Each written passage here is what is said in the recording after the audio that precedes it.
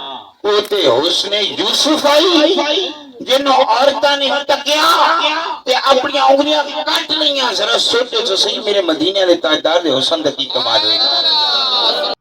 میں شروع دے بھی کارز کیتا آئی اگر راضی کرنا ہے یا مدینے والے تاجدار نو کرنا ہے یا خدا نو راضی کرنا ہے.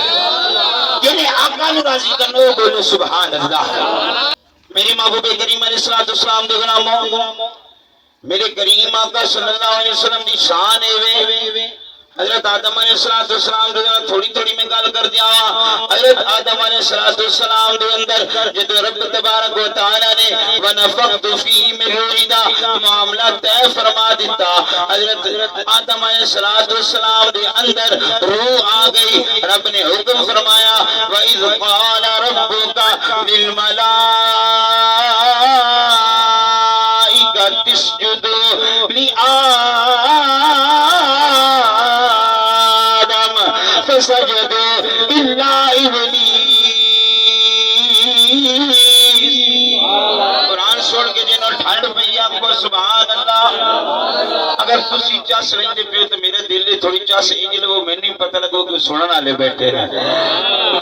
فرمایا اللہ تبارک و تعالی نے کہ تو آدم علیہ السلام دے اندر یہ روح آ گئی.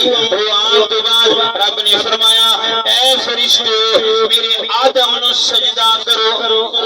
میرے آدم نو سجدہ کرو. سارے سجدہ کیتا.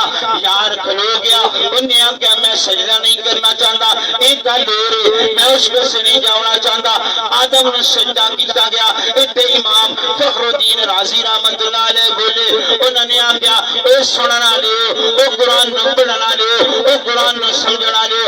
ایک گل اپنے دماغ دے وچ اپنے سینے دے وچ بٹھا لے کہ جب آدم روح پھونکی گئی آدم دے اندر روح آ گیا. آدم علیہ السلام نے اکھاں کھولیاں. انہوں نے فرشتیاں نو ویکھیا اکھاں کھولیاں. سب تو پہلے جنت دے اندر نظارہ ویکھیا. تیسرے تے پہلے اتے لکھیا لا الہ الا اللہ محمد رسول